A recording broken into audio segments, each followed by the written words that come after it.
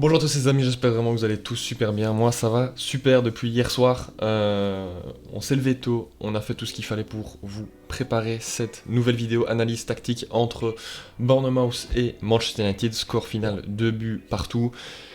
On est déjà revenu sur l'aspect des joueurs un petit peu, etc., de ce qu'on a pensé, du débrief global du match, de l'arbitrage aussi. Donc on va essayer de remettre ça maintenant en images ensemble. Et puis voilà, on va voir un petit peu ce qui s'est plutôt bien fait, ce qui s'est mal passé dans ce match.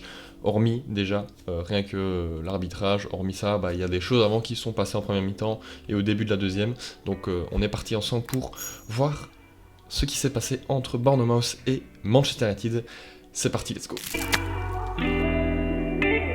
Donc comme rappelé hier, même 11 de base que face à Aston Villa. On commence le match tranquillement. On avait évidemment rappelé que si Manchester voulait gagner, il fallait mettre de l'intensité, il fallait avoir des intentions de jeu, jouer correctement, aller au duel. Et c'est ce qui s'est passé dans les premières minutes de ce match.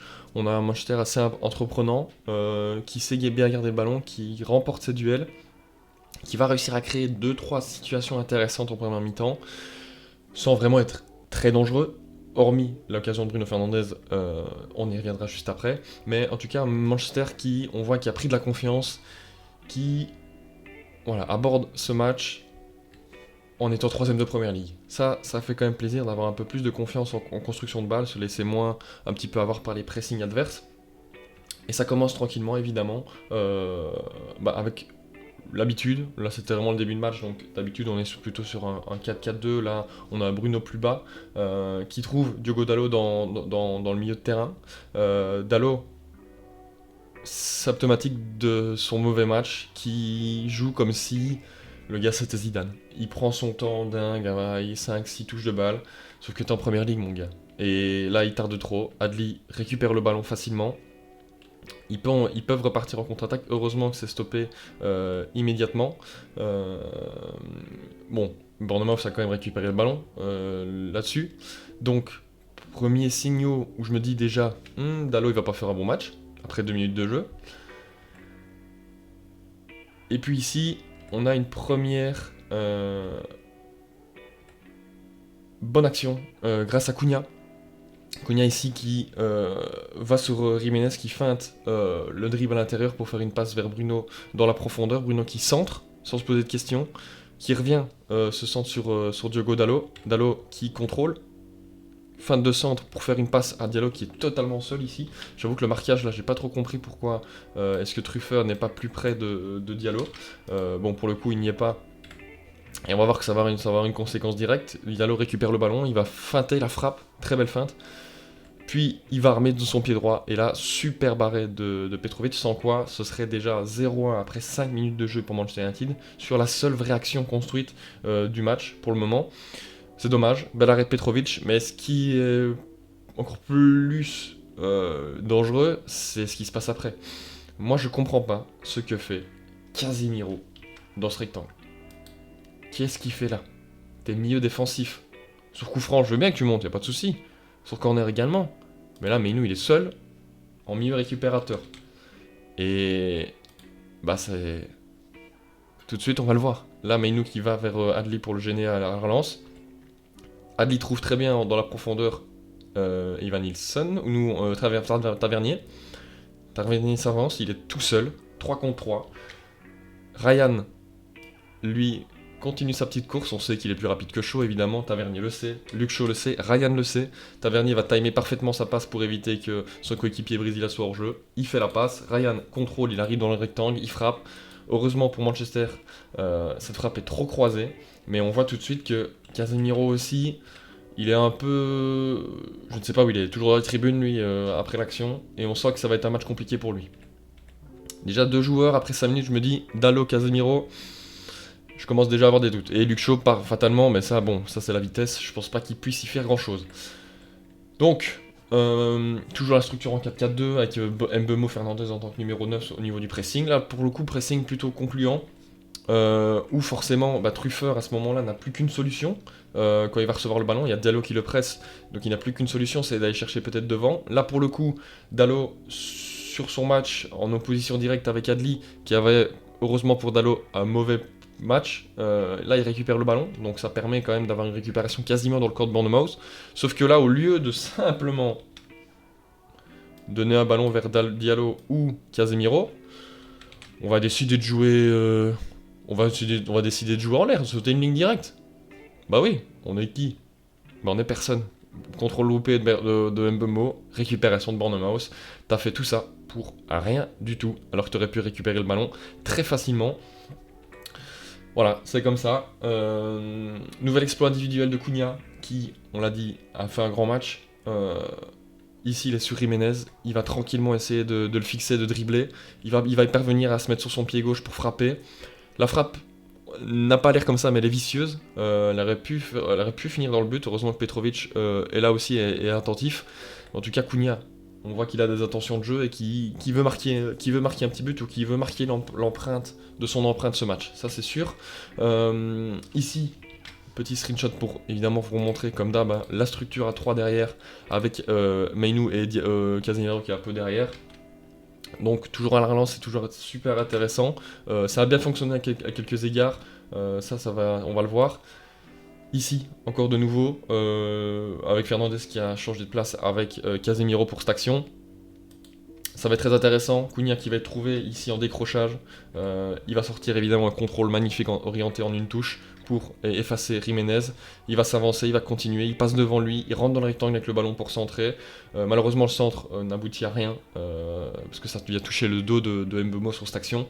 C'est dommage, mais en tout cas, on voit toujours qu'on a un Cunha très très intéressant. Et ici, comme je le disais, la relance à 3+2 avec Casemiro Mainou. Quand ils arrivent à se retourner, ça permet vraiment un jeu vertical, ce que Bournemouth a beaucoup fait, on verra dans le match. Mais ici, Casemiro qui peut trouver Fernandez dans cet intervalle, ça va être très intéressant cette action. Fernandez est trouvé, il joue tout de suite en un temps parce qu'il sent venir le pressing de Senesi. Il va tout de suite jouer en un temps sur Mbeumo, très bien joué. Mbeumo aussi, contrôle, passe sur Fernandez. Fernandez là, c'est vrai que en regardant le replay, on aurait pu se dire mais il n'y a pas moyen de faire une petite passe tranquillement dans la profondeur pour Mbeumo qui partait.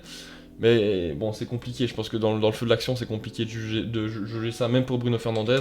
Il décide de frapper. Frappe qui a le mérite d'exister. Pas non plus super dangereuse, mais on montre qu'on est capable de faire beaucoup de choses. Offensivement, on est capable de montrer qu'on peut un peu créer du danger d'un peu de n'importe où. On a vu le centre d'abord. Avec la passe en retrait sur Diallo. On a vu ici le jeu un peu plus vertical avec Fernandez en tant que numéro 10 et numéro 9 Mbeumo. Et là on va avoir une troisième chose, c'est évidemment les reconversions rapides.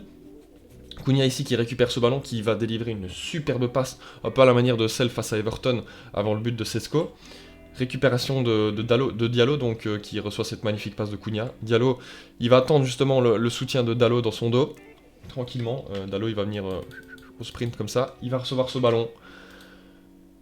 Il va de nouveau jouer dans l'axe, mais cette fois-ci pas en retrait, mais vers l'intérieur, vers un espèce de centre-passe, très beau pour le coup. Là c'était plutôt bien jaugé, un espèce de centre-passe comme ça, pour aller chercher Fernandez dans la profondeur. Fernandez, il ne se pose de nouveau pas de questions.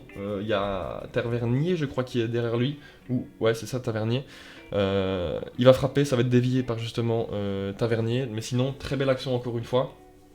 Après 17 minutes de jeu, on sent qu'on peut être dangereux, mais ça manque un petit peu de précision sur le dernier geste. Donc voilà, pour le moment ça va, mais c'est pas non plus extraordinaire. Ici, pour une fois que le Bournemouth va faire un bon pressing, va récupérer le ballon très haut, ça va amener d'ailleurs du danger.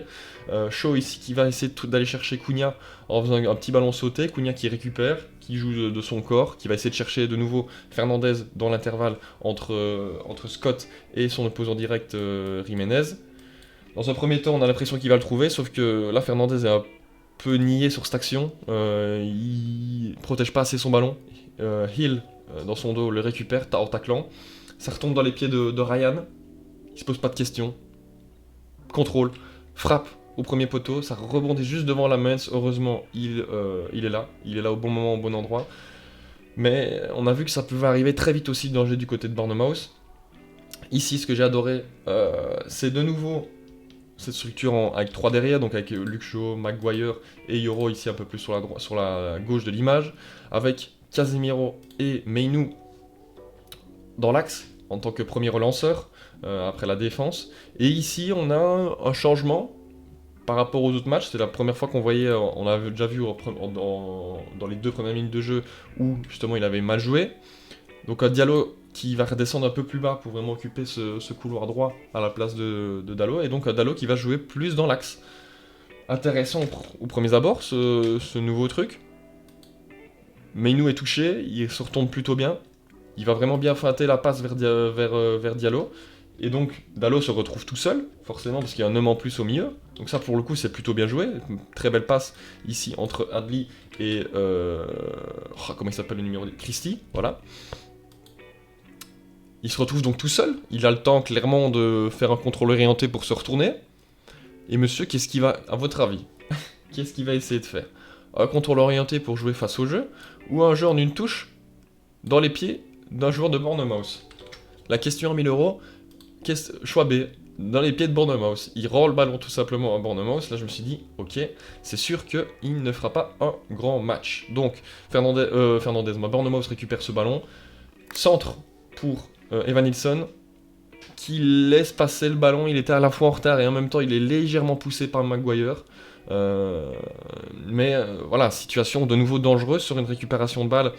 Pour le coup, plus facile du côté de Bournemouth parce que Dalot a tout simplement donné le ballon. Mais on voit que ça se projette très vite vers l'avant. Donc il va falloir faire attention. Ici, nouvelle action très très bien jouée pour le coup avec Fernandez, Cunha, Mbeumo. Forcément, quand tu entends ces 3 noms, tu sais que ça va être une action précise. Ce qui a manqué à certains joueurs dans ce match. Fernandez pour Cunha. Cunha la redonne vers Fernandez. Appel contre appel. Il repart dans le dos ici de Jiménez. La passe est splendide de Fernandez, très bien dosée entre Jiménez et Scott. Mbeumo, Cunha récupère ce ballon, le reçoit, centre en un temps, dans les pieds de Diallo. Très bon contrôle pied gauche pour se remettre sur son pied droit. Mais là, la petite erreur, c'est que forcément, il tire croisé, sauf que Truffert est sur la trajectoire. Moi, je pense que quand même, il aurait pu essayer, pourquoi pas, d'aller chercher ce côté-là. Hein.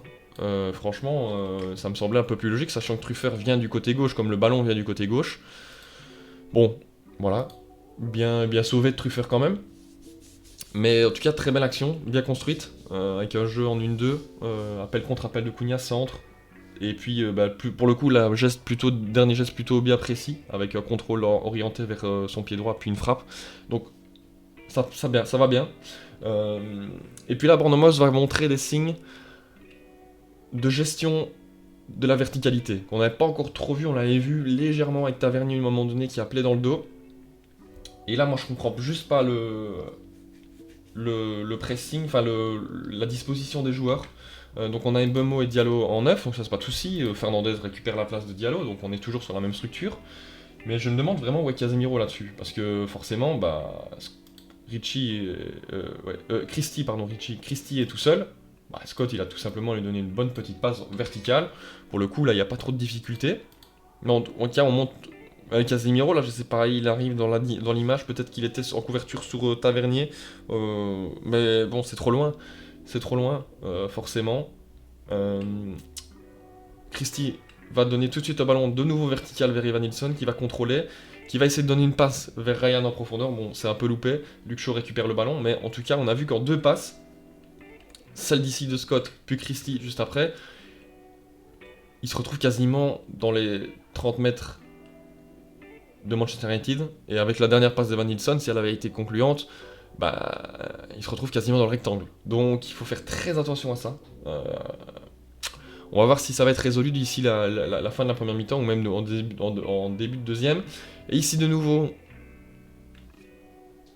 Dollar. J'ai juste envie de dire que on a Leonardo Leonardo da Vassi juste ici. Dalot qui est touché tout seul dans l'axe, à boulevard.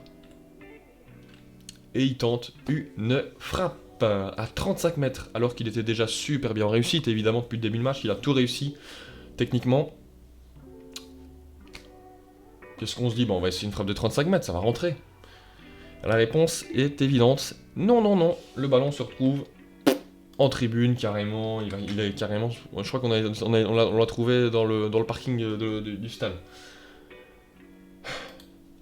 sans commentaire. Bref, Fernandez... pourquoi je dis tout le temps Fernandez pour Bournemouth? Je sais pas, c'est le matin, excusez-moi. Bournemouth récupère ce ballon. Ils sont pour le coup dans une phase de possession. Ça arrive entre la 27e et justement cette action-là, où ils vont se faire peur. Parce que là, Truffer, de nouveau, il est bien cadré par Diallo. Là, on voit que c'est Senesi qui demande le ballon, mais le ballon, il saurait pas être donné. Diallo couvre bien la ligne de passe. Donc il va essayer un ballon axial vers Adli, peut-être.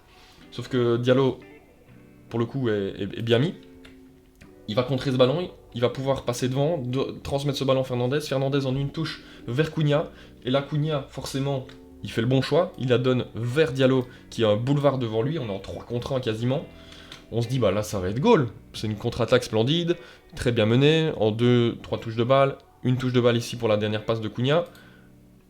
La passe est donnée. Certes, il y a des rebonds, c'est vrai que c'est dommage.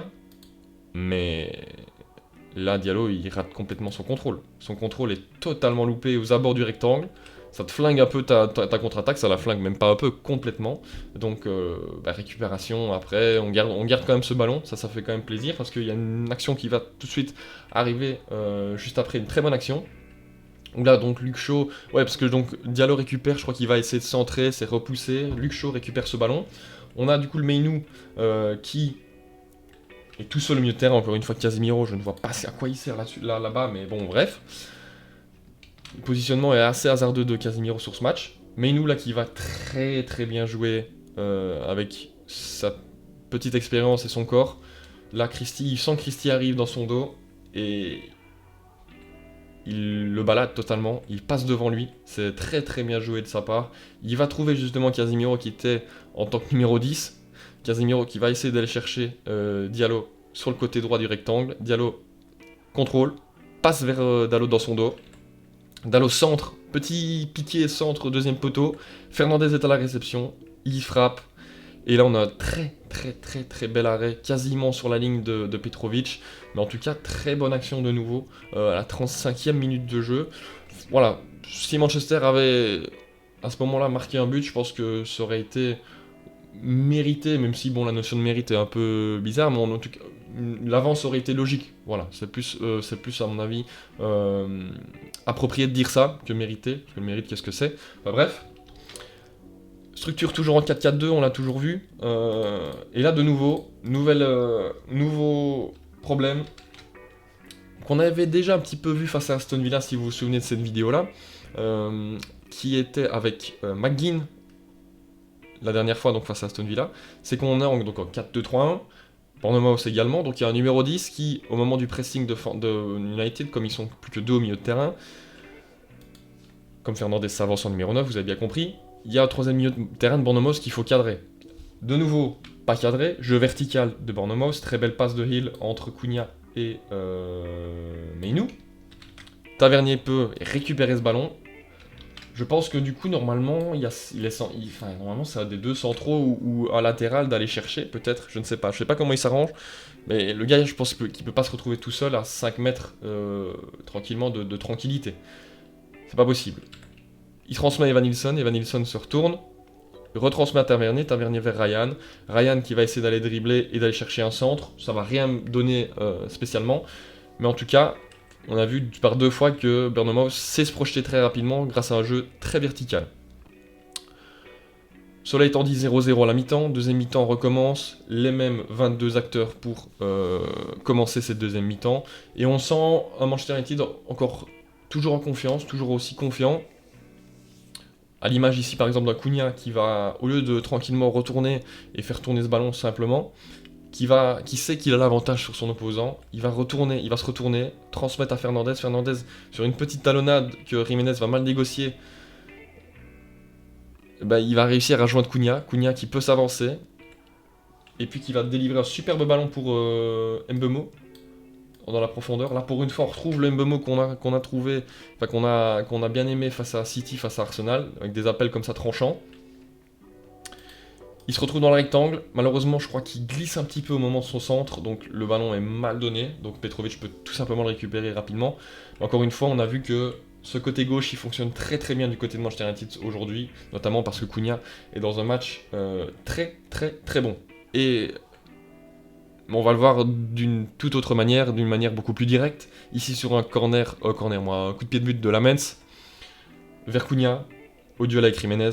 Forcément, on l'a vu depuis le début du match, il a du mal à se sortir l'Espagnol face au Brésilien. De nouveau, magnifique contrôle poitrine vers le but. Il met ce ballon au sol, il s'avance vers le rectangle. Au moment où Scott arrive, il va faire un petit ballon sauté pour éviter les deux pieds. Il rentre dans ce rectangle magnifique.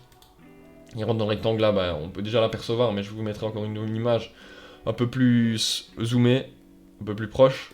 Évidemment, tirage de maillot, penalty, sifflé.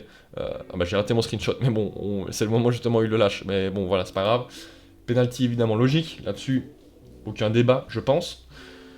Penalty, évidemment transformé par Fernandez, qui a retrouvé sa petite technique du petit saut. Ça fait très plaisir, c'est beaucoup plus rassurant en tant que supporter. Donc 0-1. Avance logique jusqu'à ce moment-là. Franchement, pour le coup, très content. Ça fait plaisir. Et puis, on continue. On est toujours... pour le coup, là, j'étais assez surpris. C'est qu'on est toujours... On a continué sur une gestion du ballon, même si on avait mené. Même si on mène, contrairement à face à Aston Villa, où on s'est un petit peu replié en défense et on a laissé le ballon aux Villains. Là, on n'a pas laissé le ballon aux Cherries et on a continué à jouer. Mais nous, encore une fois, de nouveau très important ici dans cette relance en 3+2. Quand je vous ai dit, quand les deux ici, ils arrivent à se retourner, ils ont la capacité de se retourner, ça fait tout de suite très mal parce qu'il y a deux lignes qui sont terminées, c'est la ligne du milieu et la ligne d'attaque. Donc il reste plus que la ligne de défense. Et là, Cunha, en plus de ça, fait un très bel appel contre appel. Mais il nous peut tout simplement le servir. Excusez-moi pour... je me suis emballé là, en balade. Tout simplement le servir ici dans cet intervalle. C'est ce qu'il va faire. Alors je pense que la passe n'est pas extraordinaire. Elle aurait pu être mieux donnée un peu plus dans l'axe, parce que là il est un peu trop sur le côté je pense. Donc ça permet justement à Jiménez de revenir un peu plus facilement. Bon, c'est pas très grave. Cunha donc essaye de centrer ou de frapper, je ne sais pas trop. C'est repoussé, ça va être un corner qui va rien donner vraiment de spécial. Mais en tout cas, on voit que c'est très très intéressant et que Cunha était clairement dans un très très bon jour et donc il faut forcément appuyer sur ce côté-là. Ici 67e minute de jeu, vous allez voir pourquoi j'ai repris ce début d'action. Donc on récupère le ballon ici avec Casemiro qui transmet à Meinou joue verticalement vers Bruno Fernandes qui se retrouve tout seul. Fernandez ici sur un très beau coup de génie envoie un petit ballon piqué vers Diallo. Diallo contrôle, ça avance dans le rectangle, un contre Trufer. Il décide de jouer l'intérieur, il passe. Il le fait tomber Trufer. L'arbitre qui est grosso modo à 30-40 cm ne dit rien. L'action se déroule. Bournemouth repart vers l'attaque avec Tavernier, puis Ryan revient de l'autre côté. Truffer, qui était à la base de cette action, récupère ce ballon. Et là, encore une fois, un Casemiro avec la tête dans les nuages qui se dit c'est à moi d'aller là. Ouais, je suis milieu de terrain, c'est à moi d'aller. C'est certainement pas à Diallo ou Cunha de revenir. Non, c'est à moi qui ai une position axiale de laisser dans mon dos Christie pour aller gêner Truffer. Bah oui, c'est à moi. Et si Truffer va chercher Christie, qui il prend Christie? Bah personne, vous allez me dire. Et c'est ce qui va se passer. Christie est touché aux abords du rectangle.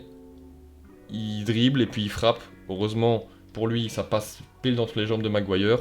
Le ballon intervient pile dans le petit filet de Lamens. Il ne peut absolument rien. Bah là, tout le monde se dit, c'est pas très grave. Il va revenir sur le penalty évident sur Amad Diallo et annuler le goal, forcément. C'était le début de l'action. J'essaie de vous le décomposer image par image, vous avez sûrement peut-être dû voir le clip complet. Mais déjà ici, Amad Diallo est passé, aucune jambe n'est en contact avec le ballon, même pas celle de Diallo. Il y a déjà une main sur le torse, puis une deuxième main sur le bras, qui, on voit très bien le mouvement de tir de Truffer, on voit que lui, ses bras, ils sont pas tendus, ils sont justement dans une espèce d'angle droit, qui tire à l'opposé d'où Diallo veut aller. Ça me semble logique, Diallo veut lui continuer vers le ballon, Truffer lui le tire de ce côté-là. Donc déjà il y a un souci, mais ça se termine pas là parce qu'il va continuer évidemment son geste pour clairement le désorienter vers l'arrière. Mais, pas de pénalty.